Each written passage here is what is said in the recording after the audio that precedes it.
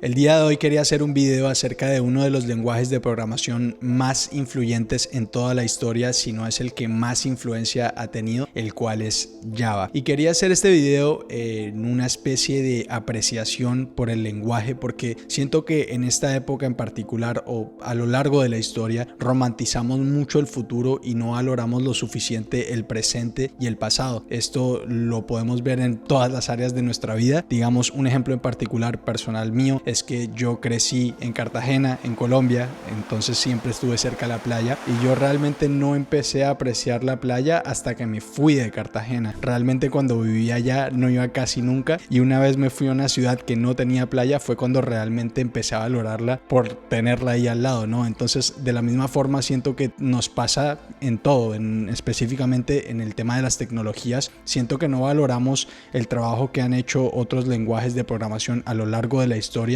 y creo que es importante conocer esa historia para valorar y apreciar mucho más lo que tenemos ahora y el futuro de los lenguajes de programación, porque no es casualidad que Java lleve ya como 28 años desde que salió. Hay muchas razones para que esto siga así, para que siga siendo un lenguaje muy vigente en el 2023, y en este video voy a estar haciendo una especie de la historia de Java. Voy a hablar acerca del pasado, de por qué fue tan revolucionario. También voy a estar hablando del presente, de cuál es la demanda en Java en este momento, y acerca del futuro, de por qué yo creo que Java va a seguir vigente en el año 2030, 2040 o 2050. Yo creo que Java no se va a ir a ningún lado, y todo esto lo he intentado leer de varias fuentes. He intentado informarme lo máximo posible. He estado leyendo de gente como James Gosling, el creador de Java, el fundador de Java, Mark Reynolds, que es el que trabaja con el Java Platform Group en este momento, John Rose o Brian Goetz. Entonces me he intentado informar bien de diferentes personas que están trabajando en la plataforma, y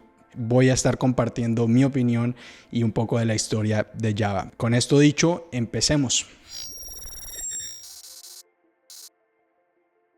Para entender a Java tenemos que irnos al año 1990. En este momento los lenguajes que dominaban por completo el mercado laboral o el mercado de la programación eran C y C++. Estos pues tenían muchos beneficios, muchas cosas positivas, pero también tenían muchas limitaciones en términos de seguridad, portabilidad y facilidad de uso. Las empresas en ese año, en esa época, preferían que su código se rompiera más mientras fuera más rápido. Entonces no le daban mucha importancia al tema de la seguridad. Optimizaban todo para que sus productos estuvieran al borde de no fallar. Digamos, un ejemplo en particular que yo leí de James Gosling es que en ese momento habían empresas que tenían tostadoras, por ejemplo, y simplemente intentaban optimizar para que esas tostadoras no se fueran a quemar lo suficiente o no fueran a estar lo suficientemente calientes para empezar un incendio, pero no les importaba en seguir reduciendo esa temperatura, ¿no? Simplemente querían estar como que al borde de cumplir todas esas limitaciones en términos de seguridad. En ese momento, James Gosling, el fundador de Java, como lo mencioné previamente, trabajaba en una empresa que se llama Sun Microsystems, en donde él era ingeniero de software. Él trabajaba con muchas empresas extranjeras, y entre ellas Samsung, Toshiba, Siemens, Thomson, etc. Él hablaba que viajaba muchísimo a Asia, a Europa, a América, viajaba a todas partes y hablaba con estas empresas para convencerlas de comprar los productos de la empresa en el que él trabajaba. Entonces, como él tenía tanta influencia y hablaba con tantas empresas, él empezó a notar algo en particular. Él empezó a notar que muchas de estas empresas tenían problemas que eran problemas de 20 años atrás, 20 años previos a eso. O sea, seguían repitiendo los mismos errores una y otra vez, ¿no? Entonces, entre estos problemas que leí, unos de ellos eran desbordamientos del buffer, fugas en la memoria, la recuperación de los errores en los programas. Entonces eran cosas que no eran nuevas en esa época, sino que ya llevaban mucho tiempo y nadie había logrado corregir, porque en ese momento se optimizaba todo para que todo fuera más rápido, no necesariamente más seguro. Esto provocaba muchas cosas, muchos problemas como vulnerabilidades, bloqueos del programa, comportamientos inesperados, violaciones de seguridad, agotamiento de la memoria disponible, problemas de rendimiento o incluso la terminación abrupta del programa sin poder recuperarlo de manera adecuada, ¿no? Estos eran muchos de los problemas que tenían en ese momento. Así fue como James Gosling decidió iniciar algo nuevo. Él no necesariamente estaba pensando en crear un nuevo lenguaje de programación, sino que simplemente C y C++ tenían muchas limitaciones en términos de sus estándares. Entonces así fue como surgió la idea de crear un lenguaje nuevo, con el propósito de arreglar los problemas que él estaba viendo en todas estas diferentes industrias y todas estas diferentes empresas. No es que James no pudiera usar C, pero como digo, los estándares lo limitaban y por lo tanto él simplemente quería mejorar eso. Algunos de los avances que hizo Java o que logró crear Java fue uno de ellos la popularización de la programación orientada a objetos, algo que en este momento damos por hecho. El paradigma de la programación orientada a objetos es algo que se ha convertido en un estándar completamente en la industria, pero Java ayudó mucho a la popularización de este paradigma. Otro tema fue la gestión automática de la memoria. Java introdujo la recolección de la basura que liberaba automáticamente los objetos que ya no estaban usados en la memoria. Esto pudo prevenir fugas en la memoria y agotamiento de recursos. Otra cosa que trajo Java fue la verificación de límites del array. Esto son cosas que damos por hecho, pero Java introdujo este concepto de que no podías acceder a posiciones afuera del rango válido, previniendo así desbordamientos del buffer y violaciones de seguridad. Otro tema que Java trajo consigo fue la gestión de excepciones. James popularizó este concepto para prevenir terminaciones abruptas del programa y una recuperación adecuada ante situaciones específicas. Todas estas fueron cosas que trajo Java que de nuevo nosotros damos por hecho en el 2023, pero que en ese momento eran revolucionarias. Y ya voy a hablar un poco de la popularización. ¿Por qué me refiero a que popularizó muchas de estas ideas? Porque no es que Java inventara el paradigma de la programación orientada a objetos. De hecho, este paradigma se creó en el año 60 o alrededor del año 60, pero no fue hasta los 90 que fue cuando Java fue creado. Java fue introducido al mercado en el año 1995 y esto fue lo que ayudó a que ese paradigma fuera popular, ¿no? Que se popularizara en la industria. Finalmente, otra de las cosas que trajo Java, de las múltiples cosas, acá solamente estoy mencionando un par, es la popularización de la concurrencia. La concurrencia es la ejecución de múltiples tareas en el programa de forma simultánea. Esto mejoró el rendimiento y la eficiencia de los programas. Todos estos eran conceptos pues bastante técnicos y bastante específicos, ¿no? Si tú estabas trabajando en un proyecto personal, lo más seguro es que no necesitaras ninguno de estos, sino que simplemente te podías salir con la tuya usando lo que había en ese momento. Pero si estabas trabajando en problemas complejos o en proyectos grandes en donde múltiples personas estuvieran trabajando dentro de tener claridad y una mejor estructura podía salvarles la vida. Un ejemplo en particular que pone James es que él se enfocaba en cuál fue el atajo que evitó que un cohete llegara a donde debía llegar. Repito, si estás trabajando como que en un proyecto personal, en un proyecto de la universidad, son temas que no necesariamente tienes que tocar o no tendría que tener tanta importancia, pero ya cuando la llevas a una escala mucho mayor, pues es evidente que todos estos problemas ayudan a que el programa tenga un mejor rendimiento, una mejor seguridad, mejor compatibilidad y cosas por el estilo. Y en esto veo un poco la razón de por qué yo estoy usando Java. Yo ya casi cumplo un año como desarrollador y pues yo sabía que Java era más seguro y cosas por el estilo, pero no sabía que había introducido tantos conceptos nuevos. Y en el tema de la seguridad en específico es algo que tiene mucho sentido. Yo en este momento soy contratista para el gobierno de Estados Unidos y trabajo en la plataforma de impuestos, en donde básicamente desarrollamos los portales que la gente se mete, las empresas se meten, y ahí es todo el tema de portales de impuestos del gobierno, ¿no? Entonces tiene mucho sentido de por qué nosotros usamos Java en nuestra empresa, porque es un lenguaje bastante seguro, bastante denso y que seguramente, o bueno, no seguramente, está optimizado para que no hayan fugas en el almacenamiento, para que su rendimiento sea mucho mayor, para que tenga una mayor capacidad al lidiar con datos muy complejos y temas por el estilo. Entonces Java salió como una solución a los problemas de otros lenguajes, pero hay algo que salió junto a Java. Repito, Java nació o fue introducido al mercado en 1995, pero junto a Java salió algo que para mí cambió todo por completo. Esto, a mi parecer, es algo brillante si te pones a pensarlo en este momento, y esta fue la creación de la máquina virtual de Java, que se conoce como el JVM, Java Virtual Machine, ¿no? Entonces, dando un paso atrás a los años 90, un problema muy grande que las empresas tenían en ese momento es que todos los CPUs, las CPUs eran diferentes y todos eran propietarios. Esto quería decir que todos eran diferentes. Esto quería decir que si comprabas un chip de Intel, lo tendrías que seguir usando por siempre, a menos de que quisieras cambiar tu código por completo. Es decir, si decidías comprar un chip de una empresa, de empresa A, y después te querías cambiar a empresa B, tendrías que reescribir o volver a escribir tu código por completo. Y esto obviamente era una gran limitación, porque las empresas tenían que seleccionar todo el chip o todo el hardware desde antes de haber escrito su código, ¿no?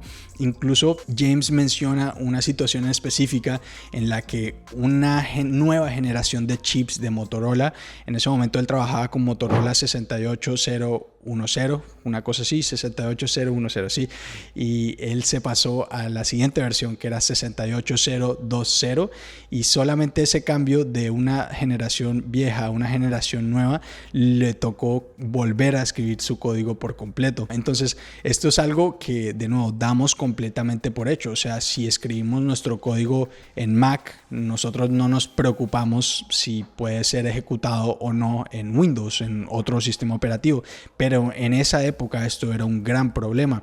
La máquina virtual de Java fue una capa de abstracción que permitió poder usar Java en diferentes dispositivos. Java salió con el lema o la filosofía de escríbelo una vez y ejecútalo donde sea. La máquina virtual de Java lo que hacía y lo que hace todavía es interpretar el código de Java y traducirlo para que cualquier sistema operativo lo pueda ejecutar. Y como la creación de Java permitió que múltiples sistemas operativos y múltiples hardwares, múltiples CPUs pudieran ejecutar el código, el mismo código, que no tenía que volverse a escribir, esto trajo muchos avances como la portabilidad, independencia del sistema, la seguridad, la facilidad de desarrollo, y por eso es que dije que muchos conceptos se popularizaron gracias a Java. No es que Java creara la programación orientada a objetos, pero el hecho de que si tú escribías Java en un dispositivo y después ese mismo código podía ser ejecutado en otro dispositivo completamente diferente, pues es evidente que si estabas usando la programación orientada a objetos, este concepto se iba a popularizar gracias a la máquina virtual de Java. Entonces esto para mí es increíble porque damos mucho de esto por hecho. De nuevo, el hecho de que nosotros en este momento no nos tengamos que preocupar de volver a reescribir nuestro código y ya simplemente decimos, sí, asumimos que ya vamos a poder ejecutar cierto código de cualquier lenguaje en otro sistema operativo, es algo que en ese momento no pasaba. Ahora quiero hablar un poco del presente de Java. Se dice mucho que Java es un lenguaje obsoleto o que va a serlo, pero para mí está lejos de la realidad. Billones de dispositivos usan Java y empresas como Amazon, LinkedIn, Twitter, eBay, Spotify, Airbnb, Uber o Minecraft y muchísimas más siguen usando Java. Incluso en el tema del desarrollo móvil, Java se sigue usando muchísimo y este dio lugar a otros lenguajes como Kotlin, que es una versión un poco más reciente de lo que se usa en Android, y Swift, que es lo que se usa en iOS, que es Apple. Entonces, gracias a Java fue que también se dio lugar a diferentes lenguajes de programación en situaciones específicas como desarrollo móvil. Aquí tengo una gráfica de la popularidad de los lenguajes de programación en el 2018 y acá podemos ver que Java junto a JavaScript, C#, PHP o Python fueron los lenguajes más populares de ese año, del 2018. En el eje X podemos ver la popularidad de proyectos de GitHub y en el eje Y podemos ver la popularidad de preguntas en Stack Overflow. Como podemos observar, Java está abajo de JavaScript, pero sigue siendo uno de los lenguajes más usados para el mundo o la industria de la programación. Hice un video acerca de los mejores lenguajes de la programación en donde comparaba cuál era la opción laboral en países latinoamericanos, porque esa es la cantidad de gente que me sigue, o sea, la mayor cantidad de gente que me sigue viene de países latinoamericanos, específicamente Colombia, México y Argentina, y yo comparé la demanda que había para los lenguajes de programación, los diferentes tipos de lenguajes de programación, y me di cuenta que Java tenía un montón de posiciones abiertas. Era el segundo lenguaje con mayor cantidad de posiciones abiertas para esos 3 países en específico, y también era el segundo en el que menos aplicantes habían por posición, ¿no? Entonces JavaScript fue el que más posiciones abiertas tenía, pero tenía como un promedio como de 100 aplicantes por posición para posiciones junior específicamente, mientras que Java era muy popular, es decir, había mucha demanda por Java, pero no era tan popular en términos de los candidatos, tenía mucho menos candidatos por posición, el promedio creo que era entre 10 y 20 por posiciones junior. Entonces el presente de Java es muy bueno en términos del mercado laboral y no va a ser dejado de usar en un futuro cercano por su portabilidad, escalabilidad, comunidad, seguridad y su historia, ¿no?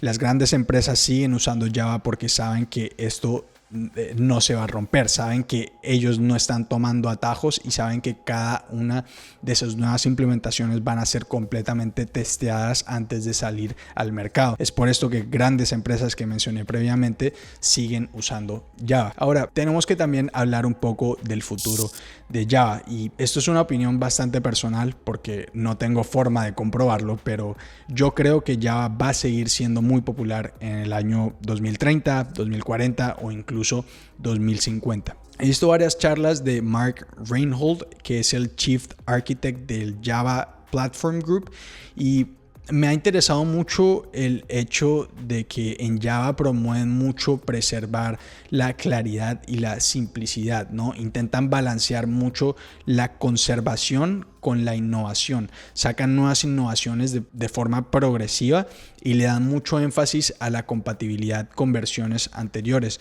Esto se puede ver en cosas como Lambda Expressions o como Generics, que eran nuevas cosas que Java sacó, que ya existían dentro de otros lenguajes de programación, pero Java no fue como que simplemente lo intentara implementar lo más rápido posible, sino que ya existían, pero ellos intentaron testearlo la mayor cantidad de tiempo posible y lo fueron sacando de poco a poco para evitar errores y para optimizar todo por la compatibilidad. La forma en la que opera y la que se describe la forma de operación del Java Platform Group me recordó mucho a mí a cómo se maneja Apple. No sé si ustedes estén como que pendientes en el tema del desarrollo móvil o de los celulares, pero a mí Apple es una empresa que siempre me ha gustado, y sobre todo el hecho de cómo se demora Apple en sacar nuevas cosas porque requieren que todo lo nuevo sea perfecto y sea compatible, ¿no? O sea, tienen un énfasis muy grande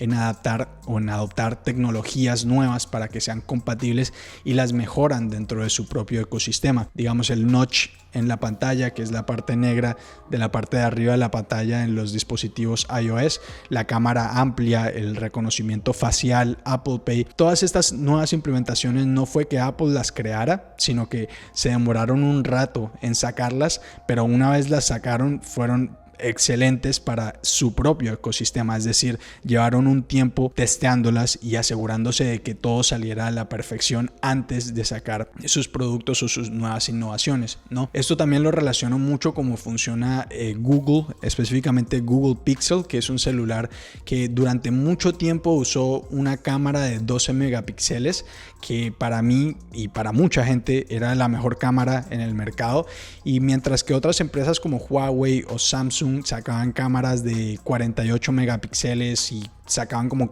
4 cámaras al mismo tiempo dentro del mismo celular, Google seguía sacando una misma cámara. Ahorita creo que ya cambiaron, ya tienen 2 o 3, no sé cuántas tienen en este momento, y ya aumentaron sus megapíxeles de las cámaras, pero por mucho tiempo, por 5 años seguidos, creo que el Google Pixel tenía los mismos 12 megapíxeles en la cámara principal, ¿no?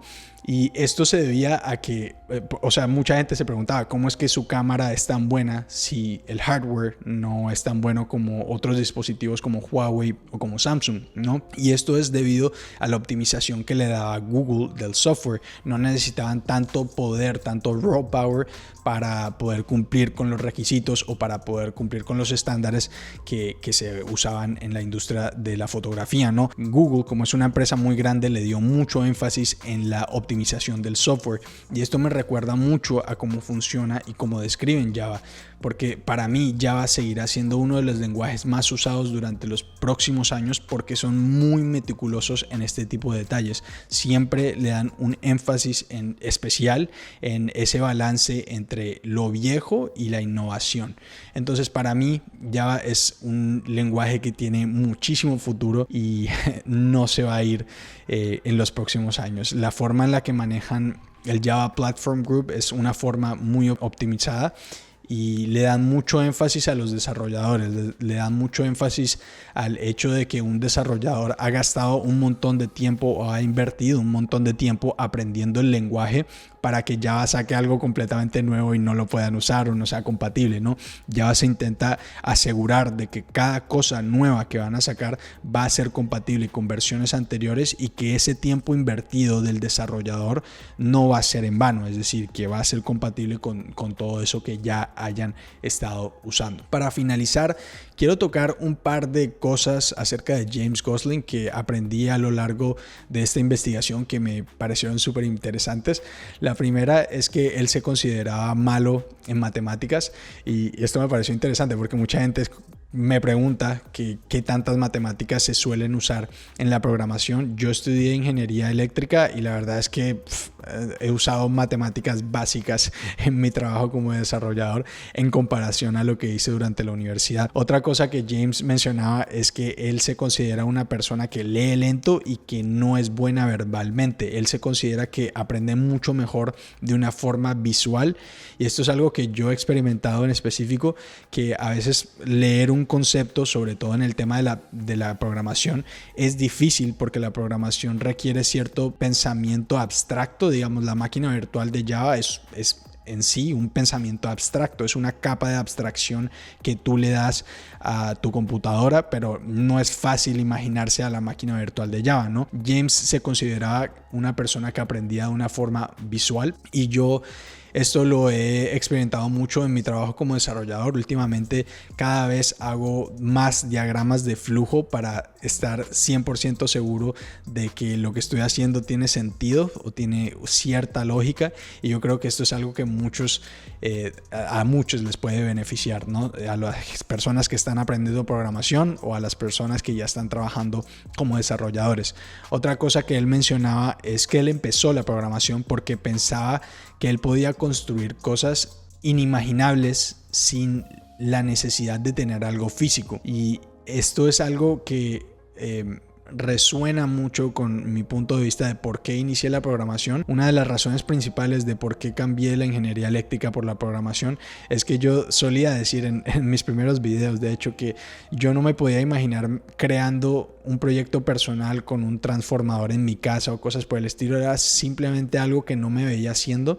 Siempre sentía que tenía cierto límite de lo que podía hacer, mientras que la programación me permitía imaginarme cosas sin techo, ¿no? O sea, realmente en la programación, mientras tengas una computadora y sepas un lenguaje de programación y un framework, realmente no tienes como que ningún límite. Básicamente todo se puede hacer. Otra cosa que James Gosling mencionaba es que él empezó bien lento en el tema de la programación. Él, el creador de Java, empezó lento. Empezó creando juegos como Blackjack, Solitario, Tricky, que no sé si ustedes le llamen Tricky, en inglés es Tic-Tac-Toe, pero juegos súper simples en los que muchas personas en este momento, en esta época, damos completamente por hecho. De nuevo, solemos intentar crear proyectos súper grandes páginas web súper grandes cuando apenas estamos iniciando, ¿no? O sea, como que ya estamos aprendiendo a programar y de una nos vamos a React a intentar hacer una página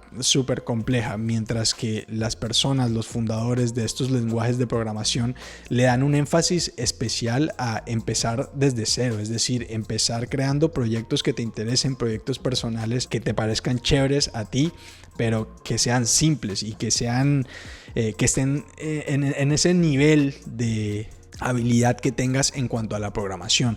No vas a empezar creando un bot, por ejemplo, si apenas estás aprendiendo el sintaxis básico de un lenguaje de programación. Esto es algo que, de nuevo, yo creo que mucha gente le puede beneficiar, que saber que alguien que creó un lenguaje de programación empezó haciendo cosas súper simples.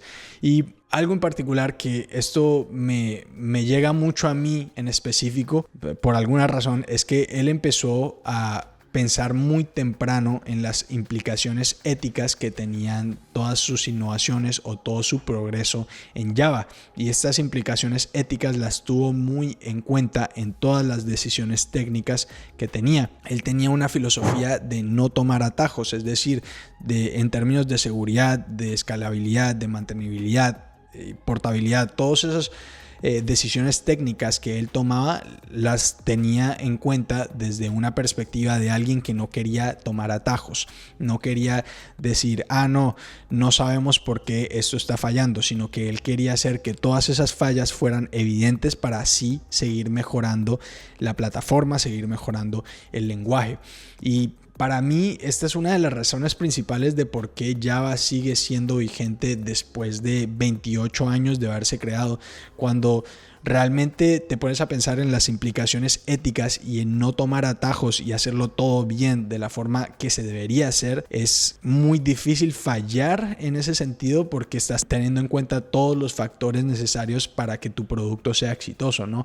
No simplemente estás diciendo, no, mientras más rápido saquemos esto, mejor, sino que ellos se encargan de nuevo de testear todo lo nuevo, todas las innovaciones nuevas, y no se preocupan tanto de la presión mediática que estas conllevan. Es decir, ellos no van a decir no, porque la prensa está diciendo tal cosa, que otro lenguaje ya sacó esto, nosotros lo deberíamos sacar lo más rápido posible, sino que no. Ellos primero piensan en las decisiones éticas y de la filosofía de no tomar ningún atajo. Y finalmente, el consejo que le da a los nuevos programadores es no tener miedo de tomar riesgos. Y esto lo relaciono mucho en mi trabajo en particular, porque yo antes trabajaba como ingeniero eléctrico y siempre me sentía huyendo un poco de la responsabilidad. Era como que había un proyecto grande y yo como que medio le huía, como que medio me escabullía por ahí para no tomar esos proyectos que requerían mayor responsabilidad. Pero James Gosling dice como que toma riesgos, o sea, como que equivócate, porque solo así encuentras cuáles son tus límites y solo así puedes seguir creciendo como persona y como desarrollador. Yo en este momento, como desarrollador, he intentado hacer lo opuesto que estaba haciendo como ingeniero eléctrico. Yo en este momento me ofrezco mucho a los diferentes problemas o los diferentes proyectos que hayan dentro de mi empresa, porque creo que es una gran forma de seguir expandiendo mis límites, de seguir creciendo como persona, creciendo como desarrollador, y solo me ha traído cosas positivas. El hecho de tomar una mayor responsabilidad a la hora de afrontar nuevos proyectos, creo que a cualquier persona le podría resultar benéfico. Y para concluir, Java sigue siendo y seguirá siendo uno de los lenguajes más influyentes en el mundo de la programación por su gran énfasis en la claridad, simplicidad y el balance entre la conservación y la innovación. Esto hace que Java sea uno de los lenguajes con mayor planeación y una mejor planeación que existen en este momento, y esta es una razón fundamental por las cuales empresas enormes lo siguen usando, porque confían en la reputación que este lenguaje ha construido en los últimos 28 años. Así que esta es una razón por la cual yo opino que Java no se irá a ningún lado en un futuro cercano. Yo creo que más bien va a seguir incrementando su demanda, y yo creo que muchas más empresas van a seguir implementando Java dentro de ellas. esto concluye este video y voy a dejar como que todos los recursos que leí, porque leí varios recursos. Leí el white paper de Java, un par de entrevistas de James Gosling, del Chief Architect de Java Platform Group. Entonces voy a dejar esos links en la descripción de este video. Y para los que no sepan, tengo un bootcamp en el cual enseño Java, enseño Spring, SQL y también Angular. Entonces en este momento las inscripciones están cerradas, pero pueden añadirse a la lista de espera. Voy a estar dejando todo eso en los comentarios o en la descripción de este video. Avísenme qué tal les pareció este video. De nuevo, no sé si han visto mi parte de la comunidad, que ahí como que dejo preguntas para saber qué les interesa y cosas por el estilo. Y una de las cosas que más les interesa a ustedes es saber un poco acerca de la historia de Java, ¿no? Y acá, como les estoy explicando, hice una especie de investigación en donde intenté sintetizar todas las ideas que fui encontrando que me parecieron importantes, y esta es la razón por la cual sigo pensando que Java es uno de los lenguajes con mayor influencia en la historia, si no es que es el que tiene una mayor influencia. Espero les haya gustado este video, no olvides suscribirte y nos vemos en la próxima. Un abrazo.